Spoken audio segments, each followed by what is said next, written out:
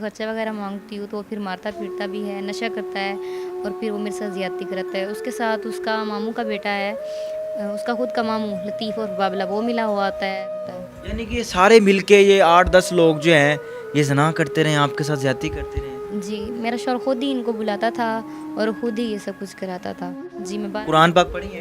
कुरान पाक भी पढ़ी हूँ और 12 पढ़ी हूँ। माशाल्लाह। अच्छा, कोई अल्लाह का नेक बंदा ये वीडियो देखने वाला, कोई अल्लाह का नेक बंदा आपकी हेल्प करना चाहे, आपका सहारा बनना चाहे तो आप उससे निकाह कर लेंगे? जी, जो इस मुश्किलों में अब मेरा साथ दे, क्योंकि इस वक़्त मेरे बहुत ज़्यादा हालात तंग जा रहे हैं और मुझे आसरा भी अब किसी का भी नहीं रहा और वो इस मुश्किल हालात में अगर मेरा कोई साथ दे तो मैं ज़रूर करूँगी। अगर कोई देखने वाला अल्लाह का नेक बंदा इनसे निकाह करना चाहता है, इनकी मदद कर सकता है, सिलाई मशीन लेके दे सकता है, तो स्क्रीन पर शो होने वाले नंबर पर रब्ता कर सकते हैं।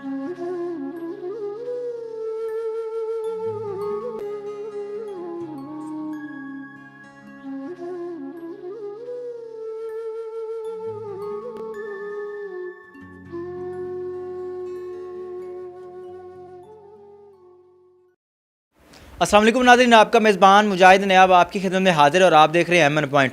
इस वक्त मेरे साथ पाकिस्तान की वो बेटी मौजूद है जिसके साथ ज़्यादती पे फिर ज़्यादती होती है।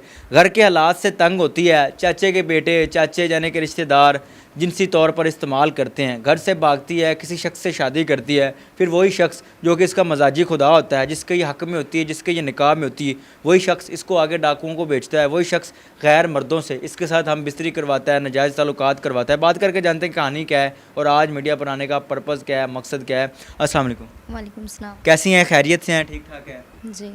मुझे बताइएगा कि घर से तंग होती हैं, भागती हैं, घर से बेसिक आपको तंग कौन करता है? कज़न, चाचे के बेटे, चाचा, ये सारे आपके साथ करते क्या है? जी, मेरे सबसे बड़ा चाचू का बेटा अल्लाह निवास, हुँ। जिसकी वजह जो मेरी वजह बना घर से निकलने की। हुँ। हमारे भाई कोई नहीं है, हम सिर्फ 2 बहनें हैं। मेरे अब्बू बचपन में फौत हो चुके थे और मेरी अम्मी ने शादी मेरे चाचू के साथ कर ली थी। मैं छोटी 4-5 साल की थी जब मेरे अब्बू फौत हो गए थे। और जो मेरा चाचू का बेटा अल्लाह निवास था, वो हमारे साथ ज़्यादा ही हम दोनों बहनों के साथ, मेरी बड़ी बहन का नाम गुलनाज़ है। हम दोनों बहनों के साथ ज़्यादती भी करता था और मारता-पीटता भी था, जिसकी वजह से उसकी वजह से मैंने तंग आके ये कदम उठाया और दूसरी बहन आपसे आपकी बड़ी बहन है? जी, वो शादीशुदा है? जी। शादीशुदा। आपके साथ रहती, इकट्ठी रहती थी आप? जी, हम जब शादी से पहले तो वो मेरे साथ घर में रहती थी, शादी के बाद वो अपने घर रहती है, फिर मेरी शादी उधर हो गई थी, मैंने कोर्ट मैरिज कर ली अच्छा, थी। ये आपके चाचे का बेटा आप दोनों बहनों के साथ जिनसी ज़्यादती करता था। जी। आपने कभी रोका नहीं, कभी टोका नहीं कि इस तरह ना करो, आप कज़न हो, भाई हो, चाचे के बेटे हो? जी, उसे कई बार हमने कहने की कोशिश की, लेकिन मेरे उधर 8 चाचू हैं मेरे, जिन सबको पता था। वो कहता है मैं अपनी फैमिली का सबसे बड़ा हूँ, सब चाचुओं से भी बड़ा हूँ, सबसे बड़ा हूँ और उसके सामने बोलने की किसी की हिम्मत नहीं होती। यानी कि फैमिली में सबसे बड़ा है, वो जिसकी बेटी के साथ चाहे, जिसके साथ चाहे, वो गलत काम कर सकता है। उसके सामने कोई कुछ भी नहीं कहता। अल्लाह की ज़ात तो देख रही है, अल्लाह की अदालत तो लगनी है। उसके बाद क्या होता है, जिस शख्स से शादी होती है, लव मैरिज करती हैं, कैसे प्यार होता है, कैसे शादी होती है, फिर वही शख्स जो आपका मजाजी खुदा होता है, वो कैसे आपको आगे बेचता है। मेरी दोस्त एक थी जिसने मेरा राब्ता कराया था मेरे शौहर के साथ, जिसका नाम मोहम्मद शफ़ीक के साथ। तो उसने कहा ये एक अच्छा इंसान है, तुम इसे शादी कर लो, इसके साथ तुम्हारी ज़िंदगी अच्छी गुजरेगी और तुम्हें इस मुसीबतों से जान छूट जाएगी। और शादी से पहले मेरा सिर्फ़ 1 माह पहले उससे राब्ता हुआ था, शादी मेरी को 8 माह हो गए हैं। मैं उसे मिलने के लिए कभी नहीं गई, लेकिन हमारी बात सिर्फ़ मोबाइल पे होती रही और मैंने सिर्फ़ उसकी तस्वीरें देखी थी। यानी कि मोबाइल पर आपकी उसके साथ दोस्ती हुई और आप घर से पहले ही तंग थी, आपने कहा शायद मेरे हालात जो हैं वो बेहतर हो जाएँ, आप उसके पास चली गई। जी, मैंने उसे अपने कज़न के बारे में और अपने चाचू के बारे में सारी सिचुएशन उसे मैंने बताई थी। अच्छा। उसने मुझे कहा था मैं तुम्हें सपोर्ट करूँगा अच्छा। और उसने मुझे ये भी कहा था कि मेरा गाड़ियों का अपना शोरूम है, मैं पढ़ा लिखा हूँ और मैं कुँवारा हूँ, मेरा सदकाबाद में अपनी कोठियाँ हैं अच्छा, और इसके कारें, शोरूम, पढ़ा लिखा था, ये सारी बात सदाकत थी, रियलिटी थी इसमें? कुछ भी नहीं था। जब मैं उसके घर गई तो उसकी पहले से बीवी भी मौजूद थी, जिसके 3 बच्चे थे। उसका एक कच्चा सा एक ही कमरा था, जिसका दरवाज़ा तक भी नहीं लगा हुआ और बाहर से 4 दीवारी भी नहीं है। अच्छा, वो कारों वाले ख्वाब, वो पढ़ा लिखा, वो महल, वो कोठियाँ, वो सब झूठ था। कुछ भी नहीं था, ये सब फ्रॉड था। उसके बाद क्या होता है, वही शख्स जो आपका शौहर है, आप उसके निकाह में, हक़ में, हलाली रिश्ता है आपका उसके साथ, वो आपके साथ गैर मर्दों से जिनसी ताल्लुकात कायम करवाता है, कैसे, क्यों, क्या वजह बनती है? जी, शादी से 2-3 माह पहले, तो शादी के 2-3 माह बाद ही वो मेरे साथ तो रवैया ठीक रखता है। 2-3 माह के बाद जब मैं उससे खर्चा वगैरह माँगती हूँ तो वो फिर मारता-पीटता भी है, नशा करता है और फिर वो मेरे साथ ज़्यादती करता है। उसके साथ उसका मामू का बेटा है, उसका खुद का मामू लतीफ़ और बाबला वो मिला हुआ होता है। उसका खाला का बेटा रफ़ीक वल्द मोहरेल वो मिला होता है, उसके साथ जानिब वल साहिब वो मिला होता है, और अख्तर कोश वडेरा मिला होता है। यानी कि ये सारे मिलके ये 8-10 लोग जो हैं ये ज़िना करते रहे, आपके साथ ज़्यादती करते रहे। जी, मेरा शौहर खुद ही इनको बुलाता था और खुद ही ये सब कुछ कराता था। आपका शौहर इन इन लोगों से करवाता रहा? जी, कभी आपने उसकी आंखों में आंखें डाल के नहीं कहा कि मैं तुम्हारी बीवी हूँ, गैरत करो? मैंने जब भी उसे कहने की कोशिश की है तो वो मारता पीटा था और सामने से मेरी कोई बात भी नहीं सुनता था। उधर से निकलने की भी मैंने कई बार कोशिश की, लेकिन वो कच्चा है, गाँव का इलाका गाँव है एक, सब उसके वहाँ पे रिश्तेदार रहते हैं और वहाँ से शहर बहुत दूर है, इसलिए मैं वहाँ से निकल नहीं सकी, और जब भी वो देखता था तो वो मुझे मारता पीटता फिर था। वहाँ से भागी कैसे हैं? कच्चे के डाकुओं को बेचने की जो उसकी डील थी 7 लाख रुपए में, वो डील कैसे हुई थी? ज़रा उस डील के बारे में बताइए। जी, वो मुझे एक दिन कहता है चलो हम साथ के बाद चलते हैं, तब मैं प्रेग्नेंट थी इस वजह से ही। उसने कहा चलो हम चलते हैं और तुम्हारी दवाई लेने के लिए साथ के बाद में। उधर से हमने दवाई वगैरह ली और तब मैं 5 माह की प्रेग्नेंट थी। फिर उसके बाद वो मुझे क्वार्टर पे ले जाता है जो कि उसके मामू लतीफ़ और बाबले का होता है। जब हम वहाँ पे जाते हैं तो वहाँ पे उसका खाला का बेटा रफ़ीक मोरेल होता है, उसका फूफो का बेटा जानिब वल्द साहिब होता है, उसका मामा लतीफ़ और बारबला होता है, और कच्चे के कुछ डाकू मौजूद होते हैं। अच्छा, ये सारे आपको बेचने की और ख़रीदने की डील कर रहे होते हैं। कितने पैसों में डील होती है? जी, 7 लाख में ये बात कर रहे होते हैं। मैं जब इन लोगों की बातें सुनती हूँ, तो मैं तो पहले ही वहाँ से भागने के लिए कई बार कोशिश कर चुकी थी।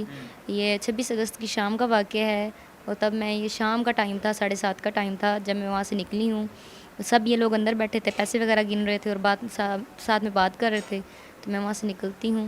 अच्छा, आप वहाँ से भाग आती हैं, भागने में कामयाब होती हैं। जी। इस टाइम आप लाहौर में रह रही हैं, जिस घर में हम बैठे हैं, ये घर किराए का है? जी, ये घर किराए का है, कितना किराया है इस कमरे का, जिस कमरे के अंदर हम बैठे हैं? 7,000। 7,000 किराया है। ये किराया वगैरह जो इस टाइम आपके जो निज़ाम है, खाना पीना, ये सारी चीज़ें आप कैसे कर रही हैं? जी, यहाँ पे मैं कुरान पाक बच्चों को पढ़ाती हूँ मदरसे में, और यहाँ पे एक फैक्ट्री है, कारखाना है जहाँ पे मैं काम करती हूँ, जहाँ पे मुझे 500 दिहाड़ी मिलती है। 500 दिहाड़ी मिलती है। माशाल्लाह, पढ़ी लिखी हैं, जी, मैं कुरान पाक पढ़ी हैं? कुरान पाक भी पढ़ी हुई हूँ और 12 पढ़ी हुई हूँ। माशाल्लाह। इस टाइम जो घर के हालात हैं ये भी आपके बड़े टाइट हैं। ज़ाहिर सी बात है कि अकेली लड़की के लिए घर का किराया देना, घर के बिल देना, अपने अखराजात उठाना, ये सारी चीज़ें बड़ी मुश्किल होती हैं। जी। 500 रुपये दिहाड़ी की हौस पर आप ये किस तरह ये सारा कुछ पूरा कर लेती हैं? कैसे होता है? मुश्किलें तो होंगी। जी, मुश्किल होती है जब कुछ टाइम बाद जाता है तो उसमें कपड़े वगैरह भी सिलाई कर लेती हूँ। कपड़े भी सिलाई कर लेती हैं? जी। सिलाई मशीन अपनी है या किसी की सिलाई मशीन पे कर? नहीं, इधर से हम साइयों की ली हुई है कुछ दिनों के लिए। वो भी जब तंग करते हैं कि सिलाई मशीन वापस दें। जी। क्या कहते हैं, सिलाई मशीन वापस दे दें? जी, वो बार-बार आती हैं, कभी एक सूट सिलाई होता है, कभी नहीं होता, फिर उन्हें वापस कर देती हूँ, फिर ले आती हूँ, फिर सिलाई कर लेती हूँ। रात के टाइम बैठ के कर लेती हूँ। 500 के अंदर घर का निज़ाम तो बड़ी मुश्किल चलता है। तंग दस्ती होगी, ऊपर से जो वकीलों के साथ आपके मामले चल रहे हैं, पीछे शौहर के साथ जो मामले चल रहे हैं, इन सारी चीज़ों में आपका हाथ तो बड़ा तंग होगा। जी, क्योंकि अब मुझे शौहर भी छोड़ के चला गया है और मेरे अम्मी-अब्बू, मेरा भाई भी कोई नहीं है। मुझे इस वक़्त कोई भी सपोर्ट नहीं कर रहा, इस वजह से मैं अकेली हूँ, इसलिए मुश्किल हालात काफ़ी ज़्यादा हैं, और मैं वकील के लिए पैसे ये सब कुछ बहुत मुश्किल से मैनेज कर रही हूँ। इतना तंग मुआशरा है, तल्ख़ मुआशरा है। इस मुआशरे में हर बंदा, हर शख्स ही भेड़िए की नज़र से देखता है, औरत को नोचने की नज़र से देखता है। वाज़ेह अल्फ़ाज़ में कहूँगा, किस तरह गुज़ारा कर रही हैं इतने तंग हालात में, इतने तंग मुआशरे में? जी, अल्लाह साथ देने वाला है, अगर अल्लाह अल्लाह पाक हिम्मत देता है, तो हर बात मुमकिन हो सकती है। चैनल आज की इस वीडियो का पर्पज़ ये है कि कोई अल्लाह का नेक बंदा ये वीडियो देख रहा हो, आपका सहारा बने, आपके सारे मामलात जो चल रहे हैं, आपके घर का किराया दे, आपका ख़र्चा उठाए, तो आप उसके साथ आप उसको अपना सहारा बना लेंगी, आपका सहारा बनना चाहते हो? जी। अच्छा, कोई अल्लाह का नेक बंदा ये वीडियो देखने वाला, कोई अल्लाह का नेक बंदा आपकी हेल्प करना चाहे, आपका सहारा बनना चाहे, तो आप उससे निकाह कर लेंगी? जी, जो इस मुश्किलों में अब मेरा साथ दे, क्योंकि इस वक्त मेरे बहुत ज़्यादा हालात तंग जा रहे हैं और मुझे आसरा भी अब किसी का भी नहीं रहा, और वो इस मुश्किल हालात में अगर मेरा कोई साथ दे तो मैं ज़रूर करूँगी। निकाह कर लेंगी? जी।